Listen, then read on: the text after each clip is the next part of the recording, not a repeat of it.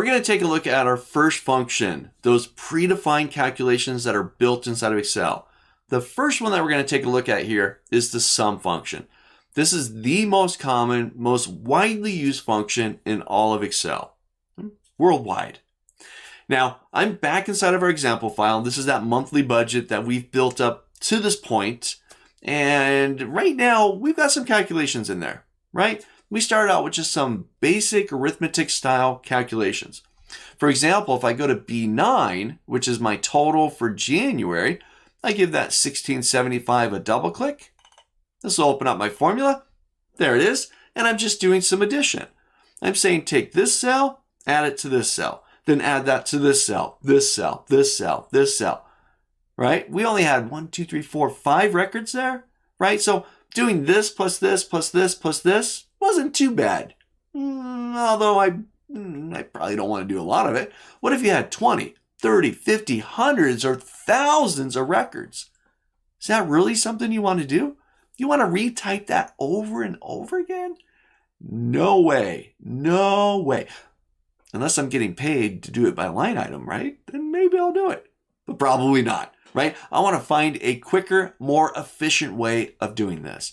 And this is where a function, something like the sum function, will come in and make this so much more efficient. Faster. It's huge, right? Let's take a look at the sum function. I'm going to hit my escape key just to close that out. Now to start this out, we're actually going to replace all of these formulas right here. So from E4 to E8, and from B9 to E9. Let's delete those out. Get rid of them. All right, you can go through, you can highlight them, just hit your delete key on your keyboard. Let's get rid of them. Now that broke the percent calculation. Not too big of a deal. It just means this pound div /0 exclamation mark error. This is your divide by 0 error. And mathematically, you can't divide by 0 because we have no numbers there. It's giving us that error. No problem. It'll come back, but we just got to fill out the calculations now. All right, here comes the sum function. Now, the process that we're about to go through here might be just a little bit different based on the version of Excel that you're working with. There might be, if you're on the brand new version, there might be a little bit of automation happening for you. If you're still sitting on 2007 or even something earlier than that, probably not, but maybe 2007, 2010, 2013, 2016, and you might see a little bit of difference, but nothing huge. And I'll talk about a difference here. Nothing huge. So I'm inside of B9, and I just want to sum up this range of cells, B4 to B8. Now, the first time we use this one, we're going to go through the formulas tab, and we're going to go find the sum function.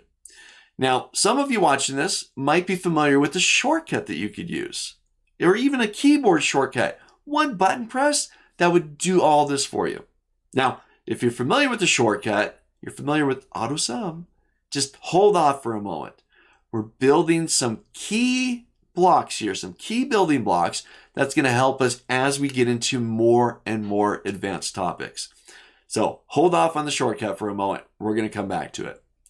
All right, so I'm in B9. I'm going to go to my formulas tab. Inside of there, we got this function library.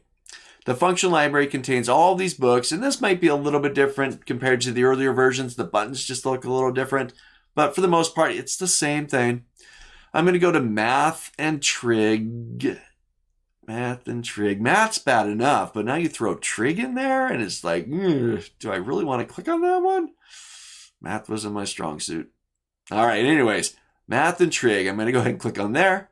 You're going to get a list of all these math-related built-in functions. Remember, predefined functions that are going to do the calculations for you based on input arguments that we give it. So I'm going to scroll down. I'm going to find the S's. There it is. And I'm going to find sum. There's just plain old sum. I'll give that a click. And this is going to open up the function arguments window that we saw in the prior lecture. Now here's where it might be a little bit different compared to the earlier versions, depending on what you're using. Here, all I did was formulas, math and trig, grab the sum, open up the window for me, and it's already populated B4 through B8. Done. There's my 1675. I can see the result right there. It's right there, formula result. And I'm done. I could just hit OK and call it good, right? Well, again, Excel is pretty smart, and they continually improve it. With each new iteration, Excel gets better and better, and it gets smarter and smarter. Pretty soon, Excel is going to take over the world. It's going to be able to do so much for us. It just automates the experience. Well, if you're on an earlier version, you may not have gotten the default range of cells in there.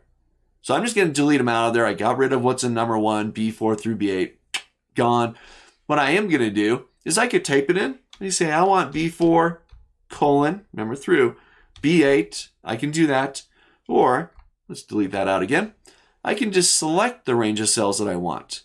I want B4 through B8. There it is. I'll hit OK. And there's my total, 1675. That's it. I used the built-in function sum to sum up a range of cells. Couple button presses, done. 1675. No more work for me. Now, I want you to practice this. I want you to go through and complete it for February, for March, and then I want you to come over here to the row totals for each bill, and I want you to fill that in as well. Remember, here I am instead of B4. You go to Formulas, Math and Trig, go find the sum function. There it is. Now, if it's already populated it, great. B4 through D4. If not, delete that out, and I'll just go highlight the correct range of cells. That's it. I hit OK, and there's my 3,000 for rent. So complete it. Do the rest of them there. Do the rest of the calculations. Get all your sums in there. Then we're going to take a look at a few other functions, these predefined calculations, to do some more math for us.